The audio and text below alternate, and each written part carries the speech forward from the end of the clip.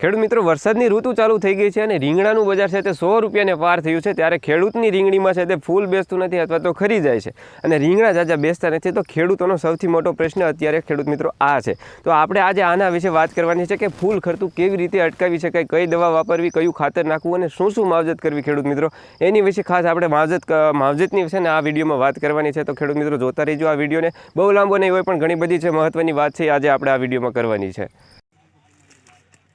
નમસ્કાર ખેડૂત મિત્રો, હું છું પ્રવીણ રાજપરા અને આવી ગયો છું તમારી સામે. આજે ઘણા બધા લગભગ 6 મહિના થઈ ગયા છે અને ત્યાર પછી તમારી સામે વિડીયો લઈને હવે ખાસ કરીને આજે આપણે વાત કરવાની છે કે જે રીંગણી ખેડૂતોએ વાવી છે એમાં છે તે ફૂલ ખરી જાય છે અને રીંગણ જાજુ બેસતું નથી. તો એના કયા કયા કારણ છે કે ફૂલ ખરી જાય છે ખેડૂત મિત્રો? તો સૌથી પહેલી આપણે દેશી ભાષામાં એની વાત કરી લઈએ કે આ ફૂલ ખરી જવા પાછળનું કારણ શું છે ખેડૂત મિત્રો.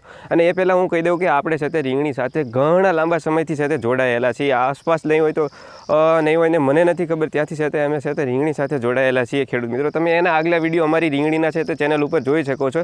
એટલા માટે કહું છું કે તમને છે તે થોડી બધી ખબર પડી કે ભાઈ આ રીંગણી સાથે જોડાયેલા છે ખેડૂત મિત્રો. તો હવે આપણે વાત કરીએ કે રીંગણીમાં છે તે ફૂલ ખરી જાય છે એની પાછળના જે કારણ છે એ શું જવાબદાર હોય છે ખેડૂત મિત્રો. તો પહેલું કારણ છે કે ખેડૂત મિત્રો અત્યારે વરસાદની સિઝન છે એટલે ગમે એ રીંગણી હોય ખેડૂત મિત્રો તમારે એમાં ફૂલ ખરવાનો પ્રોબ્લેમ આવવાનો છે. તમારી રીંગણીનો કોઈ પ્રોબ્લેમ નથી, એ વાતાવરણનો પ્રોબ્લેમ છે ખેડૂત મિત્રો. જ્યારે વરસાદ થશે એને જે ફૂલ આવેલું હોય છે ખેડૂત મિત્રો એના 25% ફૂલ તો ખરી જ જવાના છે.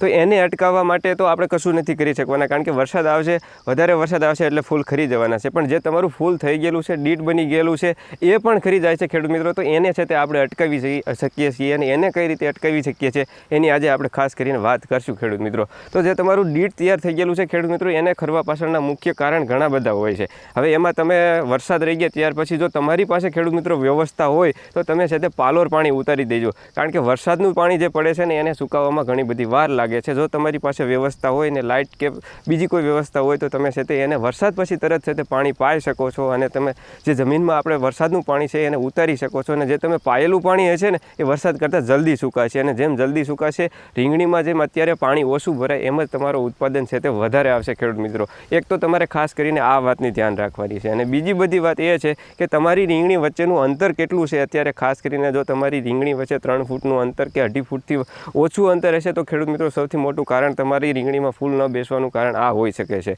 તો તમે એ પણ એક વખત જોઈ લેજો અને જો વધારે પડતું હોય તો ક્યાંક તમે છે તે રીંગણના છોડ ઉપાડી પણ શકો છો ખેડૂત મિત્રો. અને હવે આગળની વાત કરીએ કે ખેડૂત મિત્રો આની પાછળ હવે કઈ દવા છાંટવી. ફૂલ તો ખરી ગયું છે પણ ફૂલ લાવવા માટે છે તે આપણે કઈ મહેનત કરી શકીએ છીએ કે કઈ દવા ખાતર કરી શકીએ છીએ, તો એની પણ આપણે વાત કરી લઈએ ખેડૂત મિત્રો. તો ફૂલ બેસાડવા માટેની ઘણી બધી દવાઓ માર્કેટમાં આવે છે, પણ જે આપણે વાપરેલી છે અને આપણને ખબર છે ખેડૂત મિત્રો એની આપણે વાત કરીશું. અને હું ઘણા સમયથી એની જ વાત કરતો આવું છું કે આપણે કોઈ એગ્રો નથી કે આપણે નથી કોઈ બીજી વસ્તુ ખેડૂત મિત્રો. આપણે માત્ર ખેડૂતોને કહેવાય ને કે ભાઈ મદદ થાય એ માટે છે તે વાત કરતા હોઈએ છીએ ખેડૂત મિત્રો. તો એમાં સૌથી પહેલી દવા હું તમને કહેતો હોઉં છું એ છે કોરામંડલનું ફેન્ટેક, જેનો ફોટો હું તમને સ્ક્રીન ઉપર લગાવી દઈશ. એ છે તો તમે છાંટી શકો છો અને એમાં છે તે તમે ફ્લાવરિંગમાં વધારો કરી શકો છો. પણ ખાસ વાત તમારે એ ધ્યાન રાખવાની છે કે તમારી રીંગણીનો છોડ છે એ છે તે 60 દિવસ કરતાં વધારે ન થયેલો હોવો જોઈએ અને તમારા ઢીસણ કરતાં વધારે અથવા તો 2.5 ફૂટથી વધારે છે તે હોવો જોઈએ. આ બે કન્ડિશન તમારે ધ્યાન રાખવાની છે. હવે છોડવો છે તે સાવ નાનો હશે ને તો તમે એ દવાનો છંટકાવ કરશો તો ખેડૂત મિત્રો તમારો છોડવો વધશે નહીં. ખાસ આ વાતની ધ્યાન રાખજો. એટલે 2.5 ફૂટથી વધારેનો છોડ હોય તો તમે આ દવાનો છંટકાવ કરી શકો છો અને 8 થી 12 mlનું માપ રાખી શકો છો ખેડૂત મિત્રો. બીજી વાત એ છે કે વરસાદ વધારે પડતો હોય તો તમારી રીંગણીમાં છે તે એમોનિયા ખાતર આપવું ફરજિયાત છે ખેડૂત મિત્રો. જો તમે એમોનિયા ખાતર નહીં આપો તો તમારે છે તે ફ્લાવરિંગમાં ઘણો બધો પ્રોબ્લેમ આવશે ખેડૂત મિત્રો. એ છે તે ખાસ કરીને રીંગણીમાં છે તે તાણ પડાવે છે કે પાણીની છે તે ઓછું કરાવરાવે છે. તો ખેડૂત મિત્રો તમે એમોનિયા ખાતર છે તે ખાસ કરીને ગમે એ ખાતર નાખો, DAP અને 12-32-16 નાખો છો તો એની જોડે છે તે તમારે છે તે 50 કિલોની બેગ આવે છે એમોનિયાની, એ તમારે ભેળવી અને નાખી દેવાનું છે ખેડૂત મિત્રો. આ સૌથી મોટું છે તે તમારે એક પરિબળ રહેશે તમારી રીંગણીમાં ફૂલ લાવવા અથવા તો ફ્લાવરિંગ વધારવા માટેનું ખેડૂત મિત્રો.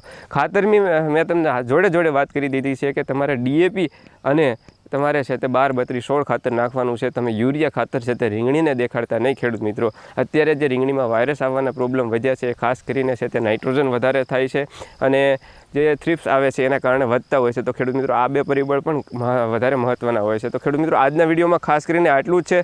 અને જે પણ ખેડૂતોએ રીંગણી વાવી છે અત્યારે સારું એવું બજાર છે તો કોઈ પણ નવા અખતરા કરતા ને જે પણ આપણને ખબર છે એવા જ અનુભવો કરી અને તમે છે તે રીંગણીને બચાવી શકો છો. બાકી નવા અખતરા કરવા જશો તો આ 100 રૂપિયાની બજાર ક્યારે વહી જશે એ નહીં ખબર છે ખેડૂત મિત્રો, અને તમે પાછળ રહી જશો ખેડૂત મિત્રો. તો ખાસ આજના વિડીયોમાં આટલું જ હતું. જે પણ ખેડૂતોને ચોકલેટ ગુલાબી રીંગણનું વાવેતર કરવું છે અને જે વાવવા ઈચ્છે છે એને ઘરઘરાવ રોપની ઈચ્છા છે, તો ખેડૂત મિત્રો આપણી પાસે રોપા તૈયાર છે, પાછળ તમે જોઈ શકો છો. જેને ઈચ્છા છે તે ઉપર નંબર કોન્ટેક આવે છે, તમે કોન્ટેક કરી શકો છો. બાકી આજના વિડીયોમાં આટલો જ. આગળના વિડીયોમાં આપણે તમારે કોઈ પ્રોબ્લેમ હોય અથવા તો દવા બાબતના કોઈ પ્રોબ્લેમ હોય, સડા ડોકા મરડીને આવતા હોય તો એની વિશે ખાસ વિગતવાર વાત કરશું. આજના વિડીયોમાં ખાસ આટલું છે. જય હિન્દ, જય ભારત.